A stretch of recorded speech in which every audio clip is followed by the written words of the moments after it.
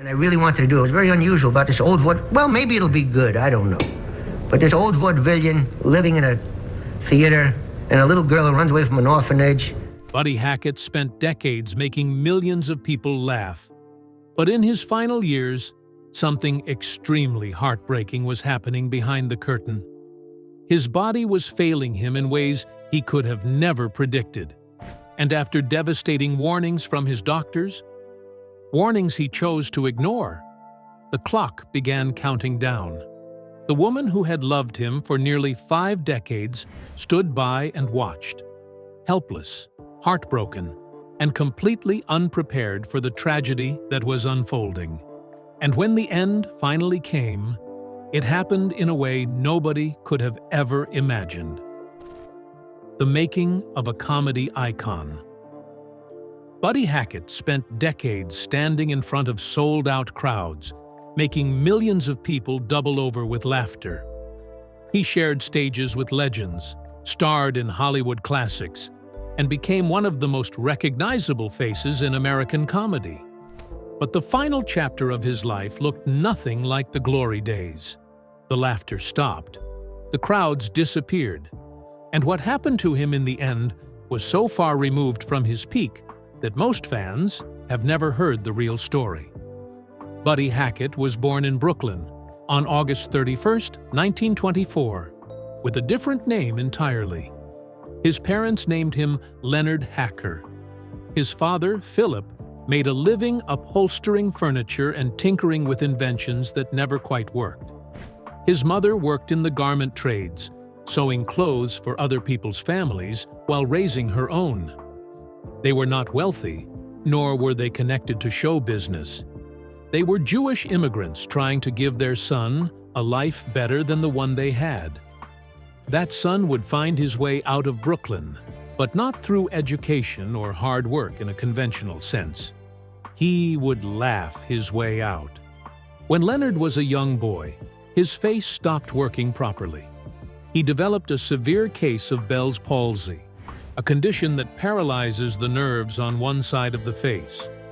For most children, this would have been a source of shame or isolation. For Leonard, it became the foundation of his entire identity.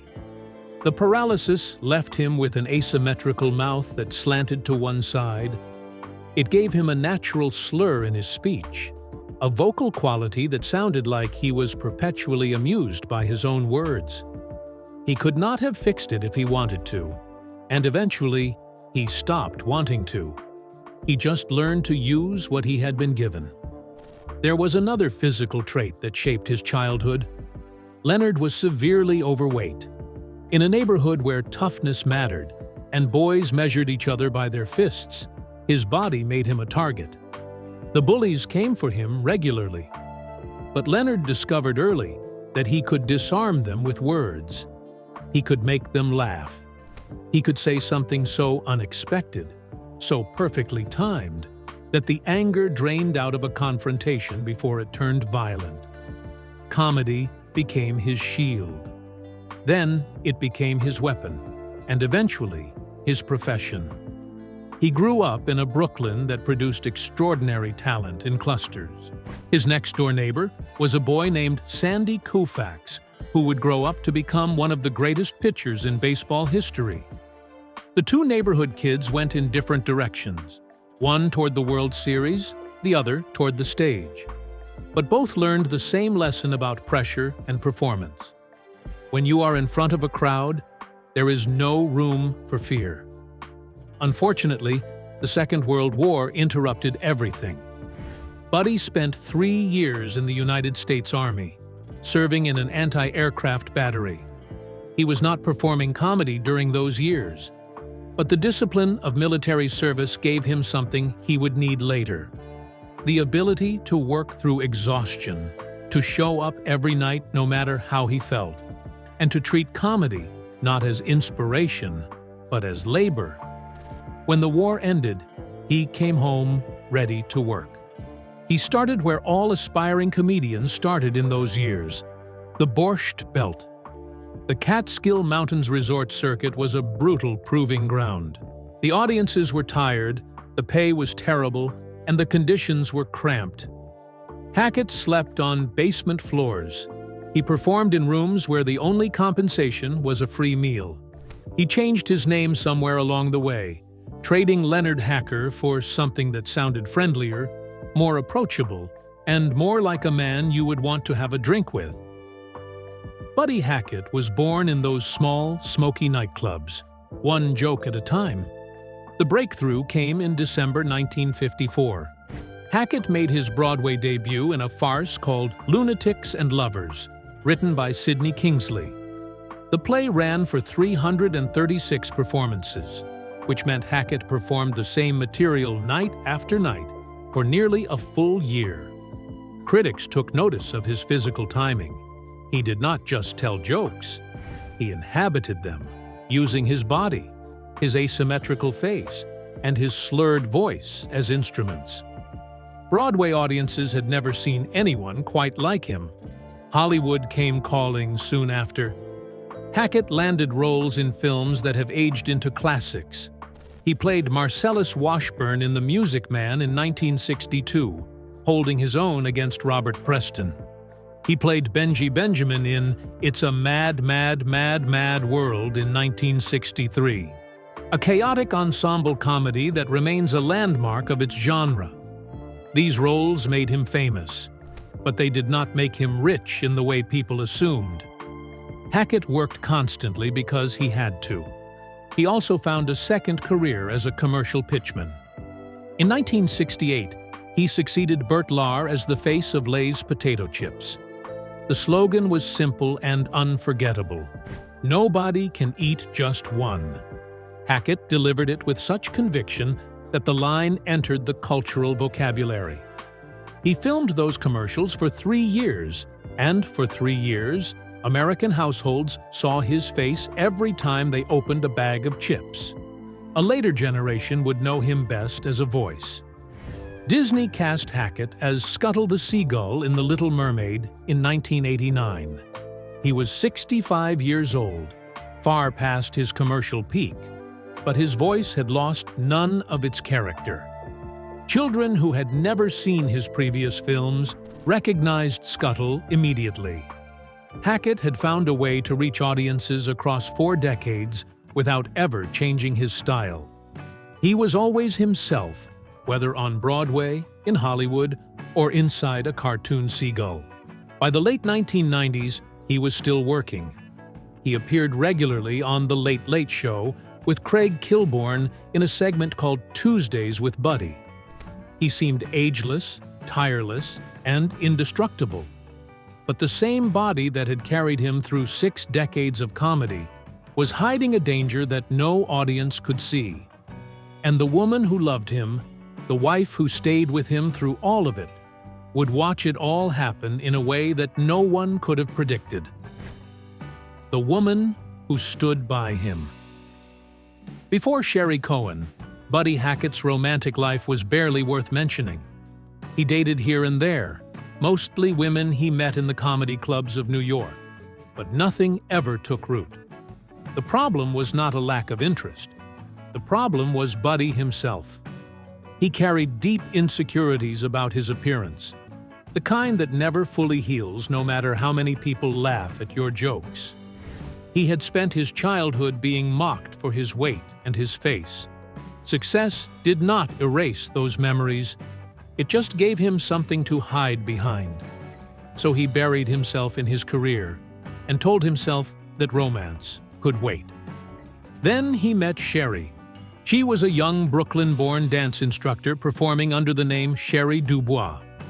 He was working a summer gig in the Catskills, the same Borscht Belt circuit where he had slept on basement floors years earlier. The setting was humble, but the connection was immediate. Buddy saw something in her that had nothing to do with the bright lights of show business. They were both from Brooklyn. They both understood the value of hard work, and neither one was easily impressed. The courtship was not smooth. Buddy asked Sherry for a ride in his car, a casual invitation that she declined without hesitation. She told him plainly that she did not know him well enough to get into a vehicle with him. When he tried a different approach and asked to see her in the city, she deflected again. She explained that her schedule was nearly impossible. She worked as a daytime telephone operator on the 72nd floor of the Empire State Building, and at night she taught mambo dancing. There was barely time to sleep, let alone date a struggling comedian. But Buddy was persistent. He finally secured a Sunday driving date during a heavy rainstorm. There was nothing romantic about the weather, but the rain did not matter. He just needed her to say yes once. She did. And that was the beginning of a partnership that would last 48 years. The wedding took place on June 12, 1955, in a private ceremony. Buddy was 30 years old. Sherry was younger, but she carried herself with a maturity that seemed far beyond her age. She knew what she was signing up for. A man who traveled constantly, who performed in front of rough crowds, who came home exhausted and sometimes demoralized. Yet, she did not flinch. Together they raised 3 children. Their son, Sandy Hackett, followed his father into stand-up comedy and frequently opened for Buddy's shows. 2 daughters, Lisa Jean and Ivy Julie, completed the family. The Hackett household was not the chaotic circus that fans might have imagined. By all accounts, it was surprisingly quiet. Buddy left his stage persona at the door. The loud, blue, raucous comedian who made audiences howl with laughter became something else entirely at home. He was a protective father, a devoted husband, and a man who valued privacy above almost everything else. Buddy spoke about Sherry often in interviews and on talk shows. He was not a man given to sentimentality, but when he talked about his wife, his voice softened. He credited her with keeping him sane. He said that she was the only person who looked past his face to see the deeply serious man underneath. Sherry had married him when he was still grinding through the Borscht Belt, years before Hollywood came calling. She had seen him at his lowest and chosen him anyway. Sherry, for her part, painted a picture of a man few fans ever glimpsed. She described Buddy as incredibly quiet at home, highly sensitive to the moods of those around him, and fiercely protective of his family. He shielded them from Hollywood gossip. He kept his work life separate from his home life to a degree that was unusual for someone in his profession. The man who told jokes about bodily functions and inappropriate situations did not want his children exposed to that world any more than necessary.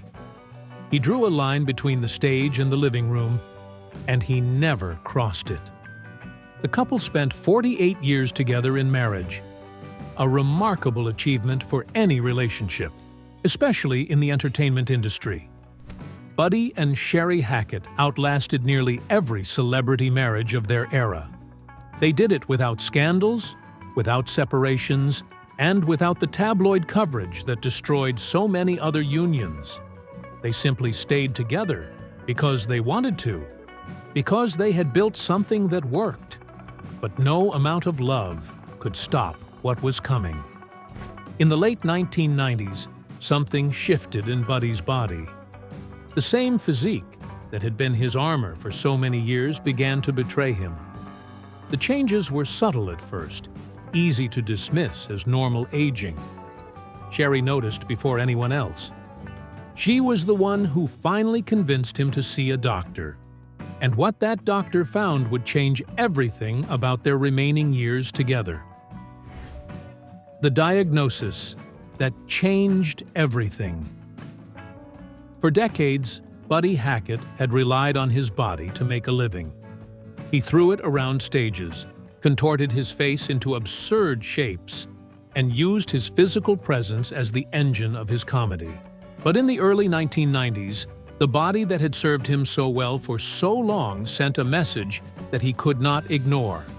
The diagnosis was advanced, severe coronary heart disease. His arteries were critically blocked. The cardiologists did not mince words.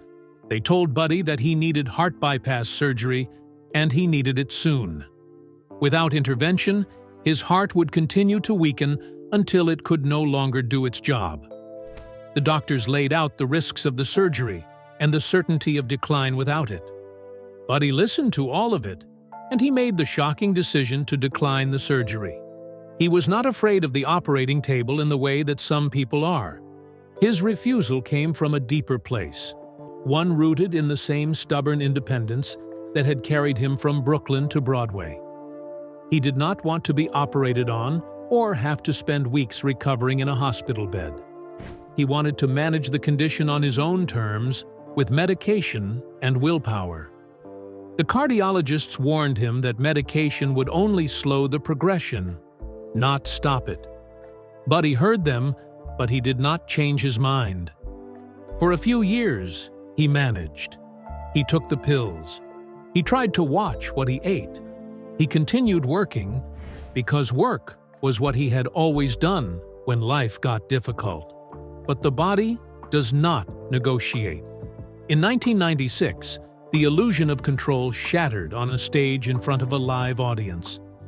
Buddy was in the middle of a performance when something went wrong. He felt an acute wave of dizziness so intense that the room seemed to spin. His breath would not come, and his chest tightened.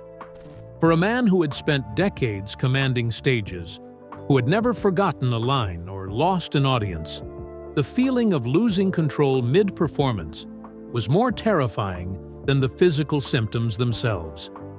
He stopped the show, walked off stage, and did not return.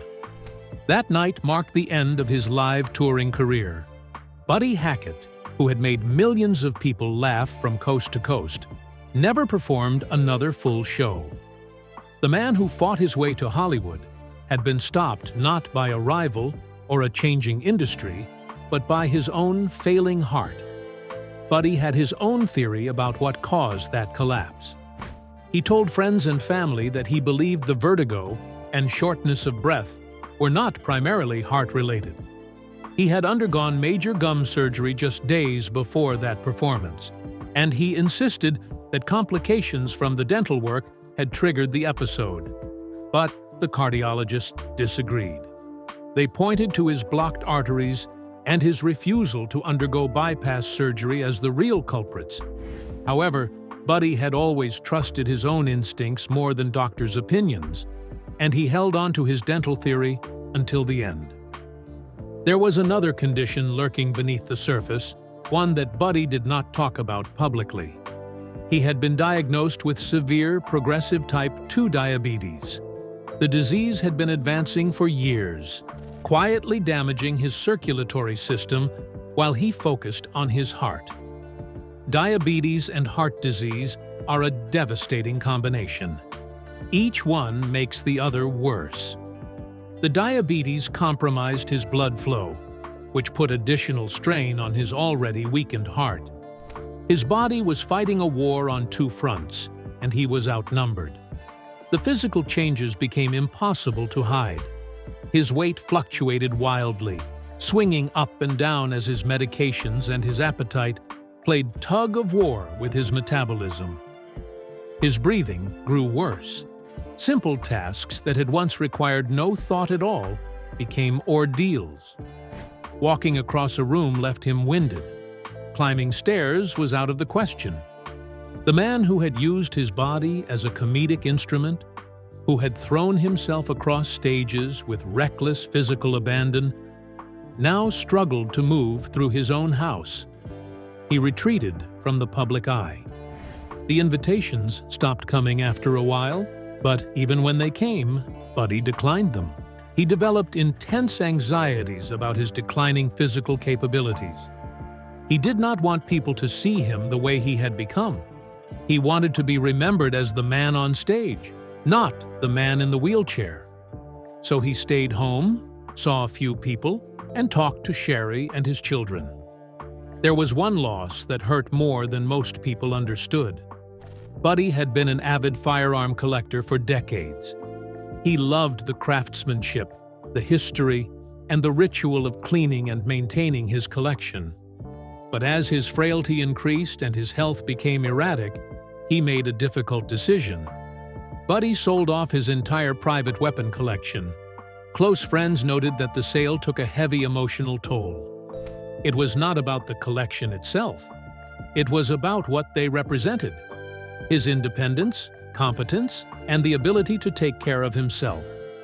Letting them go felt like admitting that the strong man he had once been was never coming back. By the late 1990s, Buddy Hackett was a shadow of the performer who had packed theaters and made generations laugh. The glory days were a distant memory. What remained was a quiet, painful decline that Sherry watched unfold day by day. She had stood by him for more than 4 decades. She was not going to leave now, but even she could not prepare for what happened next. The final days of Buddy Hackett's life would bring a tragedy that no one saw coming, and the circumstances of his death would raise questions that have never been fully answered. The tragic final days of Buddy Hackett. In their final years together, Buddy Hackett and Sherry walked away from the entertainment industry. They retreated to their beachside home in Malibu, a quiet house where the only sounds were the waves and the wind. Instead of chasing fame, the Hacketts channeled their remaining energy into something that had nothing to do with show business. They founded the Singita Animal Sanctuary in California's San Fernando Valley, a rescue operation dedicated to taking in unwanted dogs and cats. The sanctuary became their shared mission. Buddy, who had spent his life making people laugh, now spent his days comforting animals that had known only neglect. He fed them, cleaned their enclosures, and sat with them in quiet companionship. The work was hard and thankless, but he loved every minute of it. After quitting commercial stages in 1996, Buddy made only one exception to his retirement from live performance. He agreed to perform stand-up at the annual fundraisers for Singita. These were not glamorous shows. There were no cameras, no critics, and no industry insiders. Just Buddy on a small stage in front of people who had donated money to save animals. He gave those performances everything he had left, not for the applause, but for the cause. When the fundraisers ended, he went back to Malibu and did not perform again. The end came quickly. Roughly 1 week before his death, Buddy suffered a severe and debilitating stroke. The stroke broke whatever physical strength he had managed to preserve. It robbed him of his mobility, his energy, and finally his will to keep fighting. Sherry stayed by his side, just as she had done for 48 years. On the last weekend of June 2003, Buddy Hackett was at his beach house in Malibu. The details of his final hours are sparse, partly because the family requested privacy, and partly because there was no public drama to report. He died sometime late Sunday night on June 29th or early Monday morning on June 30th.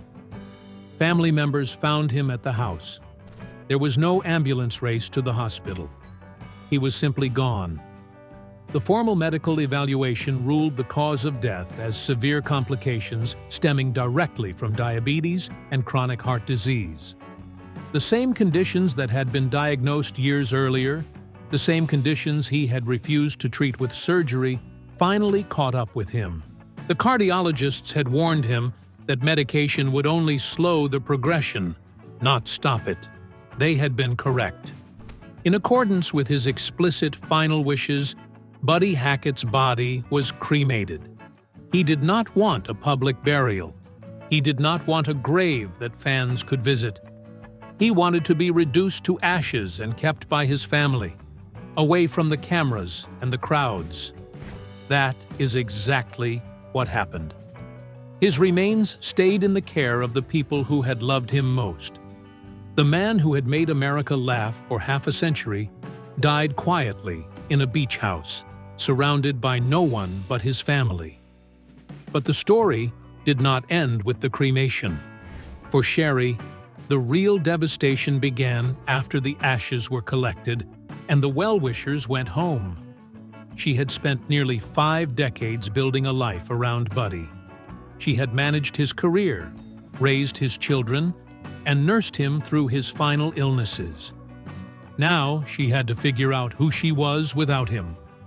The aftermath of his death brought challenges that no one had prepared her for, and the way she navigated those challenges would define the rest of her life. The devastating aftermath for Sherry Cohen. The night Buddy passed, Sherry was overwhelmed in a way that words cannot fully capture.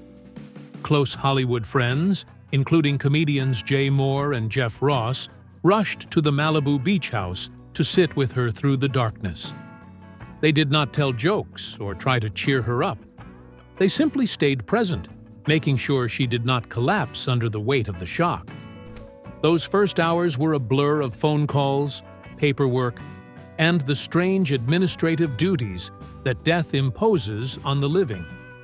But when the friends finally left and the house went quiet, Sherry was alone with the absence of a man who had been by her side for 48 years. She described the loss as an immediate vacuum. Losing Buddy, she said, felt like losing half of her own physical body. The comparison was not poetic exaggeration. It was the literal truth of how she experienced the grief. For months after his death, she withdrew from public life entirely. She did not attend parties or give interviews. She did not want to be seen by the people who had watched her and Buddy together for so many years. The couple had been a unit for nearly 5 decades.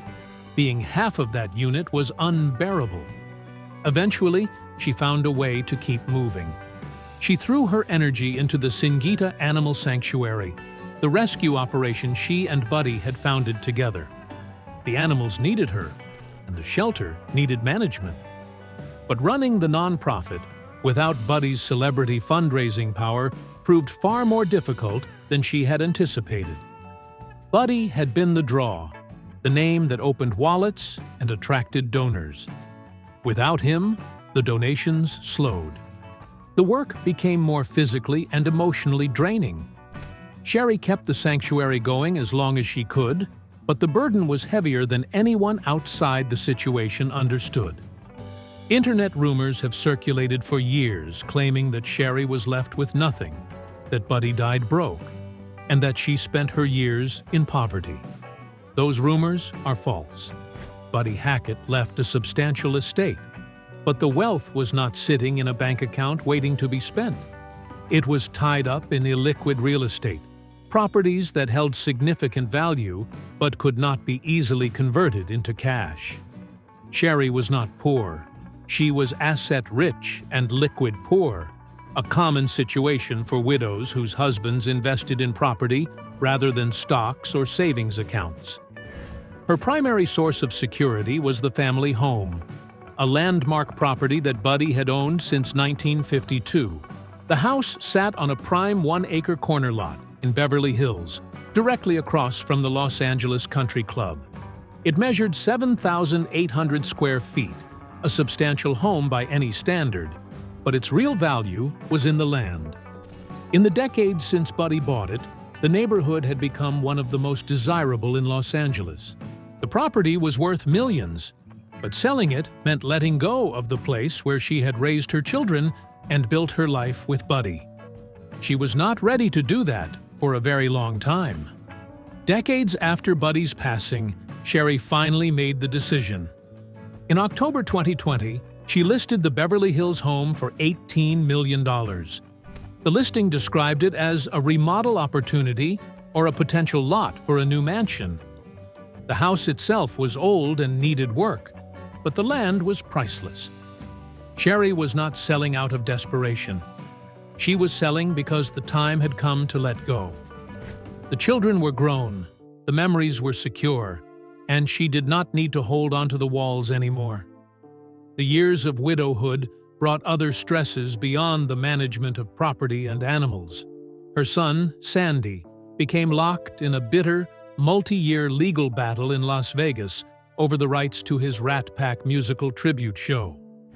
The lawsuit dragged on, consuming time, money, and emotional energy. Family dynamics that had been stable under Buddy's watchful presence began to strain. Sherry found herself caught in the middle, trying to support her son while also maintaining her own peace. The legal war was not her doing, but she felt its effects deeply. Despite all of these challenges, Sherry Cohen lived for many years following Buddy's passing. She preserved Buddy's memory with dignity, speaking about him honestly in the rare interviews she granted, and pushing back against the myths that grew up around his death and her life afterward. If you enjoyed this video, don't forget to click on the next video on your screen, like and subscribe to our channel for more updates.